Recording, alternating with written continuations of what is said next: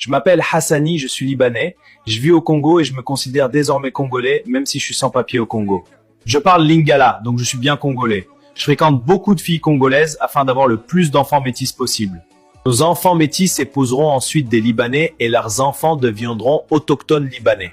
Je repère ces filles congolaises sur les lives TikTok, je les utilise pour moi-même ou je les vends à d'autres Libanais comme moi. Nous luttons activement à créer une population libanaise autochtone dans les années à venir.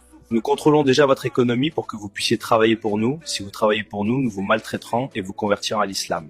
Nous faisons venir d'autres musulmans africains dans votre pays afin qu'ils nous aident avec nos crimes. Apprenez vos langues pour pouvoir passer pour des autochtones congolais et nous aider à favoriser le développement de la communauté musulmane. Une fois que nous aurons suffisamment de musulmans au Congo, nous demanderons que le pays soit divisé en deux, une partie chrétienne et une autre musulmane comme au Soudan. Ce pays n'a pas de loi, on pratique les enlèvements, on crée de la nourriture à base de chair humaine. La nourriture qu'on fabrique est toxique, mais vous la mangez quand même, mais nous, non.